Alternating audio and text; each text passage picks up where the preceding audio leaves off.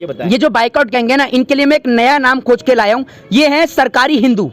ये सरकारी हिंदू ये क्या लिया? एक नई चीज आप ले आए, सरकारी हिंदू। ये एक बहुत ही इंटरेस्टिंग चीज है। जिस तरीके से साल 2014 के बाद गोदी मीडिया बनाई गई, दलाल मीडिया बनाई गई, उसी तरीके से ये सरकारी हिंदू हैं।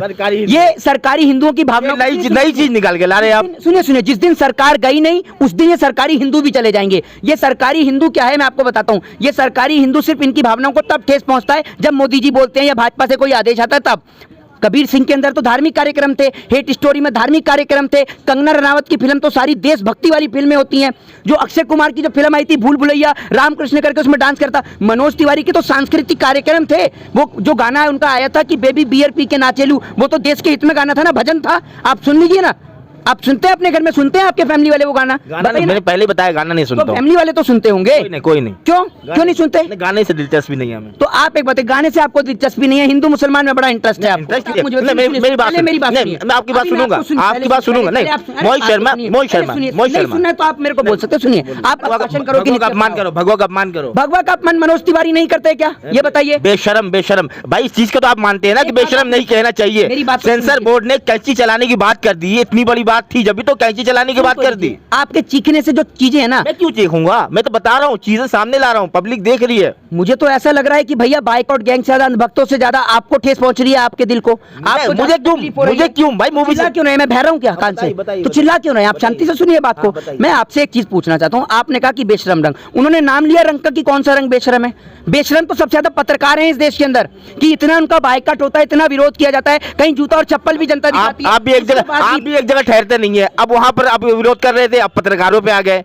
आपको भी चैन नहीं है, किसी भी मुद्दे पे बात करनी है, विरोध करना है, बिल्कुल खिलाफ बोलनी है। बड़ी लगी हुई है, समर्थन करना सीखें। हर चीज में विरोध, किसी चीज का तो समर्थन करते दिखाई देगा मोहित शर्मा। एक सोल्जर ये नहीं पूछता कि देश ने उसके लिए क्या किया, बल्कि एक सोल्जर ये पूछता है कि देश के लिए वो क्या कर सकता है। दर्शकों, ये डायलॉग पठान मूवी का है। पठान मूवी का ट्रेलर आ चुका है और उसमें जो पठान मूवी का ट्रेलर आने से पहले जो विवाद हुआ था भगवा बिकनी को लेकर, और वो सब जग जाहिर हो चुका है। और पठान मूवी में भी दीपिका पादुकोण भगवा पहनती हुई ट्रेलर में दिखाई दी है और लगता है कि विवाद फिर से छिड़ने वाला है। आइए इन्हीं सब मुद्दों पे मेरे साथ मोहित शर्मा जो सोशल एक्टिविस्ट है, इनसे बातचीत करते हैं कि किस तरह से देखते हैं आप।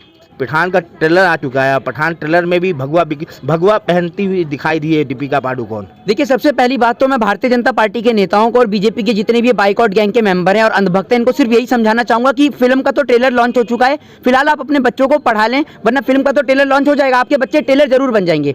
फिल्म का ट्रेलर रुके ना रुके, लेकिन आपके बच्चे टेलर बन जाएंगे अगर आपने उन्हें पढ़ाया लिखाया नहीं। तो आप अपने बच्चों का जो ध्यान है वो बाइकआउट से हटाकर स्कूल कॉलेजों की ओर उनका ध्यान डाइवर्ट करिए, अस्पताल की ओर उनको दिखाइए कि आज एजुकेशन की क्या हालत है इस देश के अंदर। इन सब चीज़ों के ऊपर आप उनका ध्यान आकर्षित करिए ना। आप इस देश के अंदर आए दिन नए नए मुद्दे उठाकर ले आते हैं। कभी पठान फिल्म को लेकर मैं आपसे एक चीज़ पूछता हूँ, अगर दीपिका पादुकोण भगवा वस्त्र की जगह कोई और वस्त्र का प्रयोग करती तो क्या देश की आर्थिक स्थिति अच्छी हो जाती?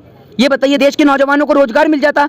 एक चीज़ मैं आपको याद दिलाना चाहता हूँ, 9 अप्रैल रामनवमी का दिन था, जब ये बात है जनरल डायर के टाइम की, जब जलियांवाला बाग कांड हुआ था। मैं आपको बताता हूँ, 9 अप्रैल के दिन हिंदू और मुसलमान एक साथ सड़कों पर उतरे हुए थे। जब हिंदू और मुसलमान एक साथ सड़क पे उतरे थे तो इसके चलते जनरल डायर जो है वो बहुत परेशान हो गया था। जब जनरल डायर परेशान हो गया तो जनरल डायर ने परेशान होकर क्या काम किया, 1600 राउंड फायरिंग करवाई, और जिसमें 300 से ज्यादा लोग, जो ऑफिशियली डाटा है 300 से ज्यादा कुछ लोग जो है वो वहां पर मारे गए थे।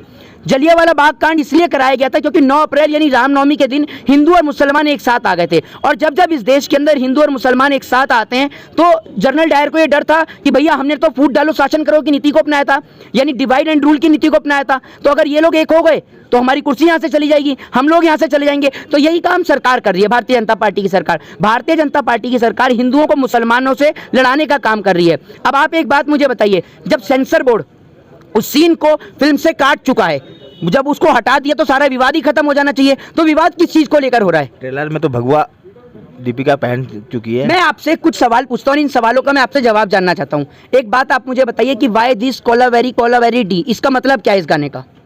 बताइए आप मुझे। मैं गाने नहीं सुनता। एक गाना है तू तक तूती, आप इसका मुझे मतलब बताइए क्या है? मैं गाने सुनता नहीं, लेकिन जब ये गाने बजते हैं तो आप सुनकर डांस करते हैं ना, आपको अच्छा लगता है ना? तो फिल्म और सॉन्ग जो है वो एक एंटरटेनमेंट का साधन है। आप अगर फिल्मों के जरिए या फिर सॉन्ग्स के जरिए आपकी भावना को, आपकी आस्था को ठेस पहुंचती है तो आप ये समझिए कि आपका धर्म कैसा है। बल्कि हिंदुज्म एक बहुत बड़ा धर्म है, हिंदू धर्म एक बहुत बड़ा धर्म है। इसको किसी के गाने से, किसी के कलर से कोई आपत्ति नहीं हो सकती, कोई ठेस नहीं पहुंच सकती। दूसरी बात ये, मैं आपको एक चीज बताना चाहता हूं कि आज ये जितने भी लोग जो बायकॉट कर रहे हैं ना, क्या आप इस देश के अंदर राम प्रसाद बिस्मिल और अशफाकुल्ला खां को भूल जाएंगे? एक बात आप मुझे बताइए, क्या आप भूल सकते हैं इस देश के अंदर राम प्रसाद बिस्मिल और अशफाकुल्ला खां को, दोनों को एक साथ फांसी के फंदे पे लटकाया गया? क्या आप भूल जाएंगे ये बात को? बताइए आप मुझे। जिनके बीच आप दरार डालने का प्रयास कर रहे हैं वो तो लोग एक ही हैं, और ऊपर बैठे जो इनके पूर्वज होंगे वो भी इनको गाली दे रहे होंगे। जिन स्वतंत्रता सेनानियों ने अपने प्राणों की आहुति दे दी इस देश को आजाद कराने के लिए, आज वो ऊपर बैठ के इनको गाली दे रहे होंगे और सोच रहे होंगे इस देश के लिए हमने गोली खाई अपनी छाती पे और आज फिर ये वापस से हिंदू मुसलमान के नाम पर लड़ रहे हैं। मोहित शर्मा, देखिए पठान मूवी पर जो विवाद छिड़ा था भगवा बिकनी को लेकर, लेकिन मैं ये कहना चाहूंगा आपसे कि जितना विवाद हुआ है, भावनाओं को आहत पहुंची है, लोगों का सेंटिमेंट हट हुआ है, तो इससे ये लगता है कि मूवी में इस सीन को हटा, सेंसर बोर्ड ने कैची चलाने की बात कर दी, चलो ठीक है। लेकिन मैं ये कहना चाहूंगा फिर भी ट्रेलर में भगवा दिखा करके क्या साबित करना चाहते हैं? देश के प्रधानमंत्री हिंदू है या नहीं है?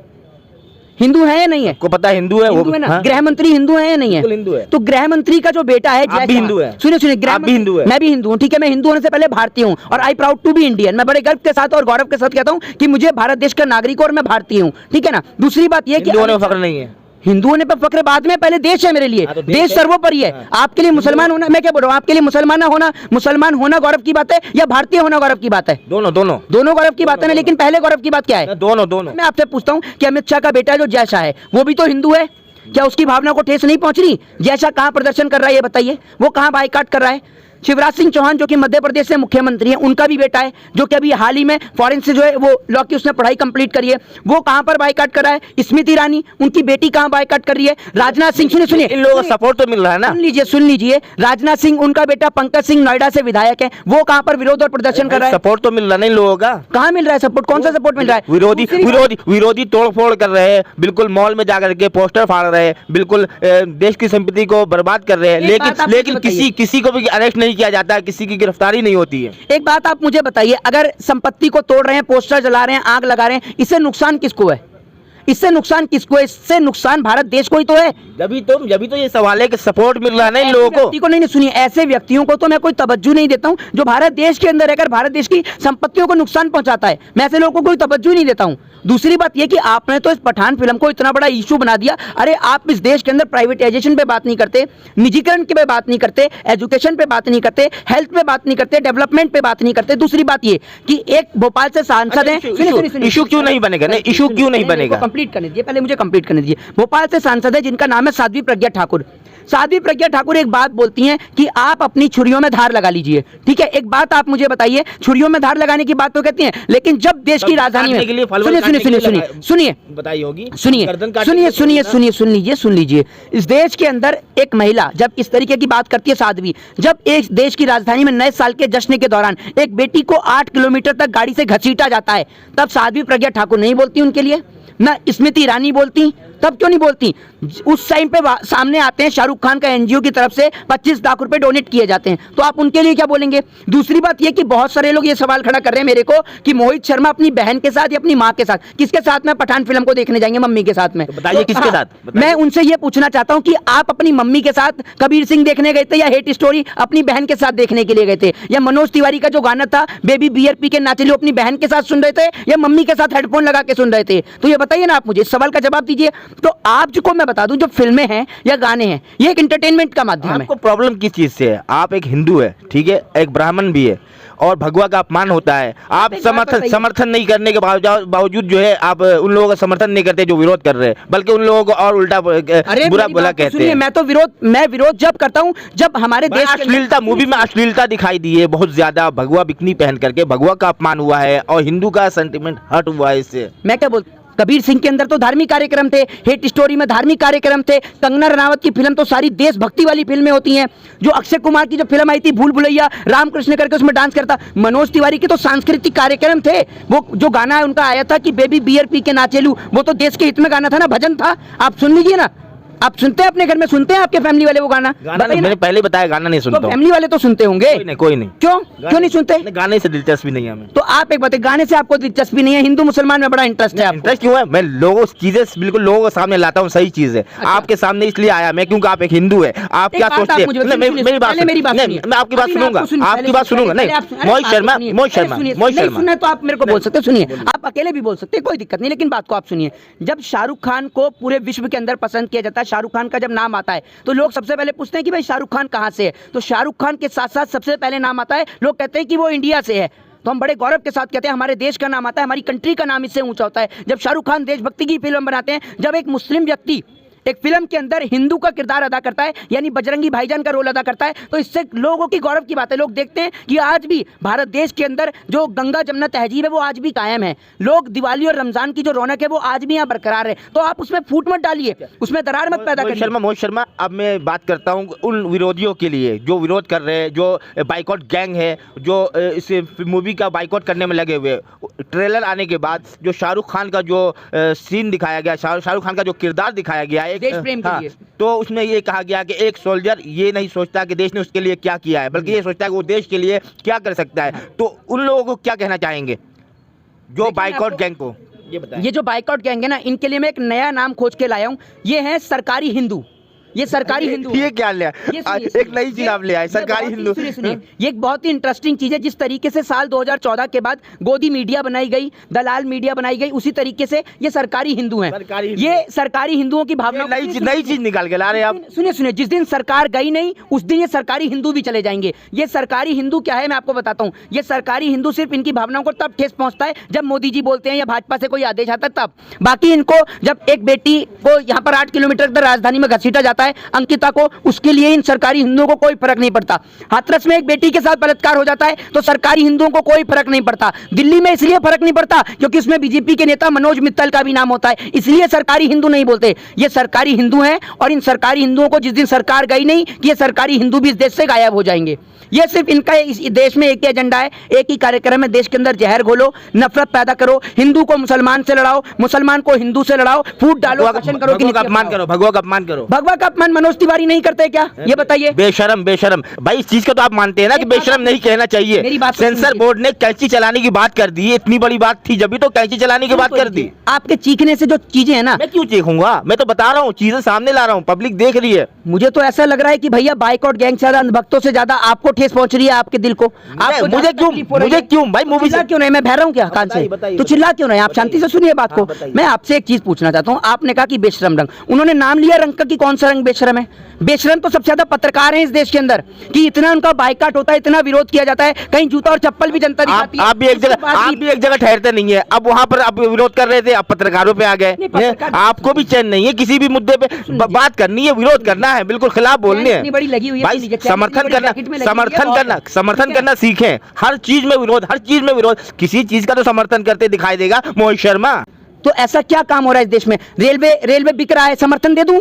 BSNL बिक चुका है, एयर इंडिया बिक चुका है, MTNL बिक चुका है, समर्थन दे दूं? देश हित में है तो देश हित में आप अपना मकान क्यों नहीं बेच देते? अपनी किडनी लीवर भी बेच दो देश हित में। आपको देश से प्यार नहीं है? आप किसी से सवाल करो कि मोदी जी ने अपनी वाइफ को छोड़ दिया, वो कहते हैं कि देश हित में छोड़ दिया। क्या इसके अंदर पत्रकार बहुत अंबानी, अडानी और टाटा बिरला बन के घूम रहे हैं? आपको भी मोहित शर्मा, आपको भी पता है भारत न्यूज 91 कैसा पत्रकार है, कैसा चैनल है, समझे? क्यों मैं आपके चैनल का ऑनर हूं जो मुझे पता है? आपको पता है अच्छी तरह। नहीं, आप हर किसी को इस तरह इंटरव्यू नहीं देते। आपने देखा होगा जब भी आप बात कर रहे हैं, आप हर चैनल में, हर चैनल से मेरी बात सुनिए। आप तो ऐसा पर्सनली ले गए भाई, ये तो इसकी आप पर्सनली बिल्कुल अटैक करेंगे, एलिगेशन लगाएंगे पत्रकार पे। और जो पत्रकार बात आप मुझे बताइए ना। नहीं, मैं इस देश के अंदर पत्रकारों की बात करी, मैंने पत्रकार स्पेशल आपको नहीं बोला है, ठीक है ना? बहुत सारे पत्रकार हैं जिन्हों का घर ही चलता है मोदी जी की दलाली से। उनके बर्तन, उनके घर के अंदर रोटी बन रही है मोदी जी की उसकी वजह से, अंबानी अडानी साहब के से, क्योंकि कॉर्पोरेटर्स ने जो है इस देश के चौथे स्तंभ पर कब्जा कर लिया है, जिस कारण आज पत्रकारिता निष्पक्ष नहीं बची है। और लोगों को ये बात समझनी होगी कि अगर वो फिल्मों के नाम पर उलझे रहेंगे तो ये देश बर्बाद हो जाएगा और ये देश वापस से गुलाम हो जाएगा।